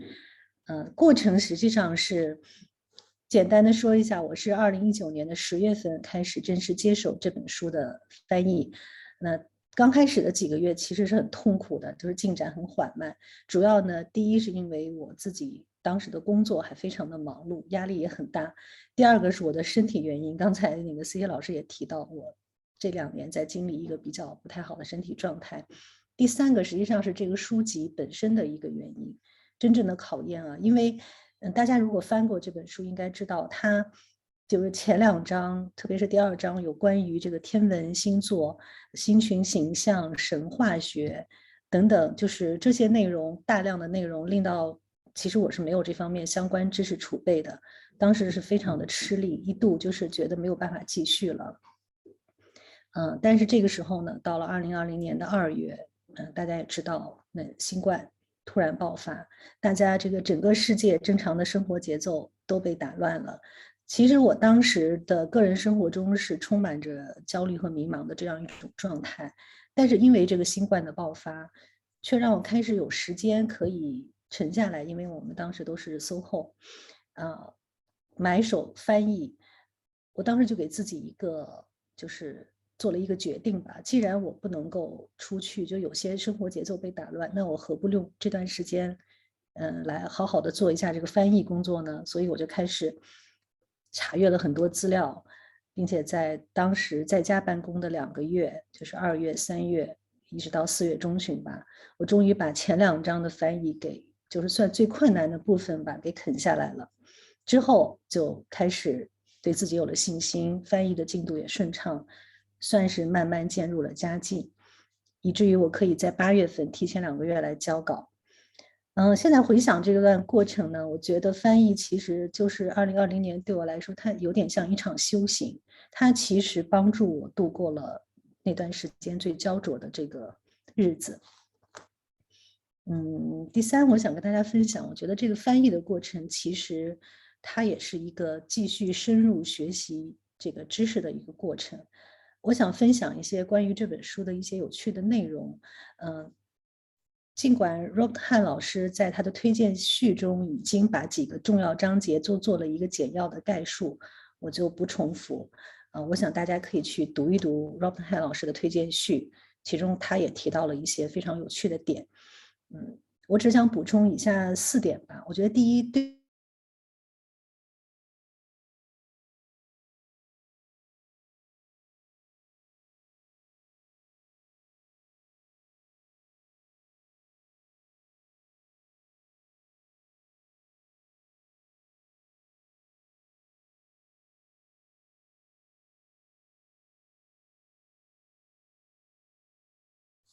对，Hello， 现在大家能听到吗？我是掉线了吗？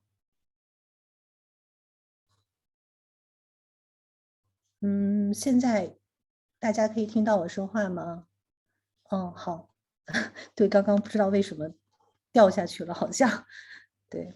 然后我接着刚才的话题，就是几个推荐吧。第一个，我觉得如果大家对天文学，包括星座的有关的神话学，以及对这个超级恒星有兴趣的同学，可以重点的去阅读第1章和第2章。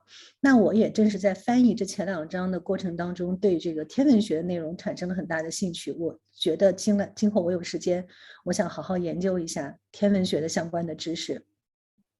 而且我提示大家的是，尤其要去读那个注释的部分。大家可以看到第1章和第2章的这个注释的内容，甚至大过正文的篇幅。那么在注释里既有 Meira 老师的这种他就旁证博引，也有 Doctrine 老师的修订，是非常有价值的一些内容，非常丰富。在这里边你可以看到中世纪人们对于这个星空的观察已经非常的详尽了，而且Ibn 在这2章里，他也提出了，比如说火星是一颗阴性行星，那么燃烧之路的具体度数，包括他也提到了贤者之书，还有神秘哲学3书等相关比对的这些内容，包括托勒密的日心学说，恒星的位置、意象和意涵。我我觉得都是非常有意思的一些内容。大家如果对这部分内容感兴趣，可以好好的去读一下那个注释。那么第二呢，就是对于卜卦或者叫医疗占星非常有兴趣的同学，其实第3章到第9章整个的内容都值得深入的研究。除了罗伯特老师在序中提到的，比如说公时点3分星主星的使用啊，行星相对于太阳的星象啊，包括行星在星座中的各种相位关系，包括这个120条占星法则，你直接可以拿来在卜卦中用。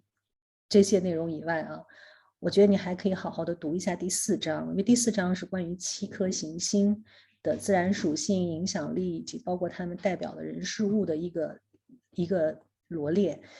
我觉得涵盖是非常的广泛，它仔细的讲了每一颗行星代表的区域、民族、人群、矿物、植物、草药、气味、衣服、器官、疾病的性情、职业，包括时间等等，我觉得就是非常有价值的一些古典资料。那么第3点呢，我特别提出来我自己觉得非常有收获的几个注释。我简单的说一下啊，这个也是刚才梅尔老师在他的访谈中他提到，他说他与其说是在翻译这本书，不如说是更叫做研究这本书。那你从他的注释当中就可以看出他确实做了大量这样的研究的工作。比如第2章里那个注释第31，就是比较算是完整的讲述了一下托勒密的日心学说的一些天文知识，我觉得是很有意思的，他还附了一张图。那么第3章的注释的33里，他提到了说第5宫、第9宫，因为和上升点是成吉象的，所以这2个宫位可以在遥远的地方代表案主本人，比如说使者呀、大使啊、外交官，也是个有意思的观点哈，就是可能现在还是可以这样用的。包括第4章注释8。那么 Robert 老师对于所谓行星的东出和西入，他做了一个非常详尽的一个解释。还有第5章，第5章里有2个注释提到，第一个是说水星在处女座的1度到8度，如果是在这个位置，你是有3重尊贵的，这里有一个3重尊贵的概念。还有包括燃烧之路，这个也是比较早提到这个燃烧之路的确切度数的文献，就是天秤座的21度到这个天蝎座的3度燃烧之路，也是从太阳的入弱的这个度数到月亮入弱的这个度数。包括第7章中还提到了关于慷慨，就是没有相位的互容，这也是在注释里提到。包括第9章里边，我觉得第9章里关于特殊点的这个注释里有一个非常有意义的一个注释，就是第7，这里边讲到了叫亚里士多德的4因说，就是刚才梅尔老师提到的幸运点和精神点的这个由来，名称的由来和亚里士多德的这个学说之间的一个关系，我觉得也是值得思考。但是我要提的第四个部分，就是这本书过程当中对于就是大家在阅读的时候可能会发现一些的错漏之处啊，包括可能数字上的一些错误啊，文本上的一些遗漏啊，这些我们在翻译的时候我们会括号写出来原文如此，就是为了保留这个文本的原始性，这也是严谨的一个表现。那么和大家说一下，那有一些错误的判断呢，他会在就是梅尔老师和罗伯特老师会在注释里去对它进行一些更正，但是在原文的翻译中我们还是会保留。总之呢，我觉得翻译这本书对我来说是一个非常难得的学习机会，这个过程是确实充满了挑战，还有小小的磨难，但是我自己也得到了研究的乐趣，还有一些获得了一些成就的满足。同时我觉得翻译是学习，有时候也是创造。你有机会在这个咱们中文世界的古占的体系里留下自己的一些术语，比如我在翻译这本书的时候，我就算是自己写了想到了2个翻译，我看也被保留下来了。一个是Ibn Ezra的另外一本书，老师多次提到的叫 The Books of Reasons，我当时想了想，我就说把它翻译成缘由之书，这个我看有被保留。另外就是有一个行星的这个叫 the edge 一个点，就是有点像远地点、近地点这样的一个词。我当时是查不到相关的这个翻译的，我自己就把它想了一个词叫制高点，我看好像也被保留下来了，所以我觉得还是有点小小成就感的。当然我要提到 SATA 其实有非常强大的古占术语体系的这个储备，就如果大家以后如果能有机会去参与翻译文章也好，翻译书籍也好，实际上是不用太担心，因为通过这么多本书的积累，其实 SATA 已经有了一个关于术语方面非常完备的一个支撑体系给到大家。最后呢，就是要感谢了，我肯定是要感谢 CC 老师对我的信任和鼓励，这是最重要的。第二就是 SATA 所有这个同仁对我的支持，包括 Rose 老师、Hoga 的设计等等。那最后我要感谢的是 Zora。那我在我的译者这个序里也特别提到了，因为正如刚开始 Meira 老师他提到，他认为这个 Zora 老师那个 Zora 是非常非常严谨，令到他对于我们的中文翻译非常的有信心，他也知道我们理解的这些内容。但这些工作呢，实际上都是 Zora 去做的。他不停的把我这个翻译似是而非或者我不理解的地方，他去多次的印证，跟那个 Meira 老师去邮件沟通。所以没有 Zora 的工作，其实也没有这本书。非常感谢 Zora。那我今天的分享就到这里，我希望今后可以继续跟大家一起探讨占星古占的一些知识，并且一起去共同成长。我也希望有越来越多的同学能够加入我们SATA翻译项目的这个项目中来，大家一起去共同进步。谢谢大家。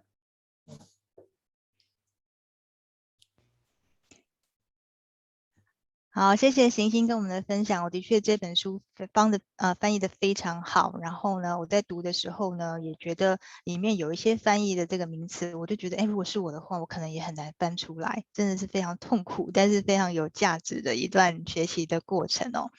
好，那刚刚有同学有提到说对我们翻译工作有兴趣那么欢迎来跟我联系哈，我们非常的需要有翻译的人才持续的加入我们。好，那么最后一个阶段就是简单的一个所谓有奖征答的阶段那么我们问题实际上是设计的不会太难，如果刚刚有仔细的去听我们所有的内容的话呢，都应该答得出来。那我们方法是这样，就是我们会问问题，然后我们的工作人员会在对话框里头画一条线，然后我喊开始，大家就可以回答问题。OK， 好，那么第一个问题是，我看一下我自己的设计哦。好，刚刚 Meira 老师呢，他有提到说呢，Ibn Ezra 他是第几个世纪的占星师？好，他是第几个世纪的占星师？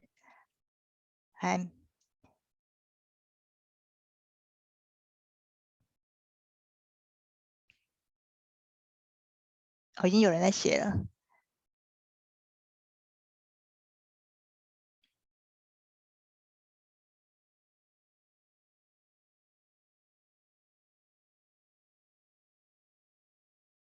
好，对，刚刚要划线才有，要划线才有。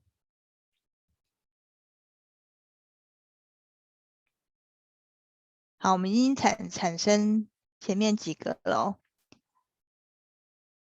好，答案是12世纪，没有错。好，那我们前面的第一位同学呢，他就会获得我们300元的这个课程抵用券。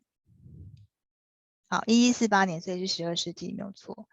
好，那么第二个问题哦，第二个问题大家注意，就是说这本书以及我们最近所推送公众号所推送的内容，有绝大部分都是谈论什么？2个字，星盘里面非常重要的结构。好，我喊开始才开始哦，1、2、3，开始。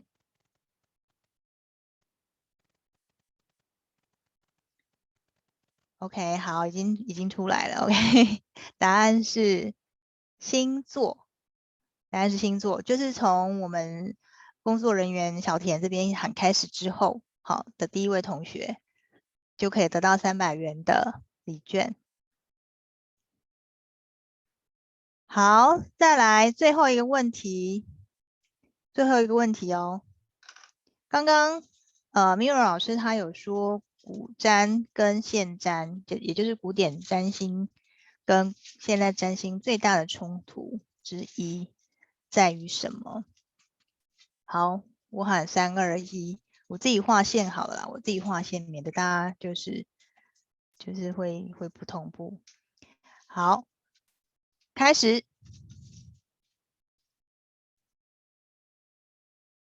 好，答案已经出来了。对，自由意志跟宿命没有错。好，我们的Q&A 的这个阶段就到此结束，因为我们也只准备3份哦。那非常感谢今天大家的参与，那么希望大家从这本书以及刚刚Meira老师讲的这些内容呢，有获得非常充分的讯息。那么也跟大家先预告一下，就是说我们刚刚已经跟Meira老师取得，就是明年为我们上这个天文学，也就是占星学所需要的天文学的内容。那么至于时间呢，会另外的在我们公众号发布，那么也请大家陆续的关注。好，那么谢谢大家今天的参与，我们今天的发表会就到此结束，拜拜，拜拜，谢谢大家。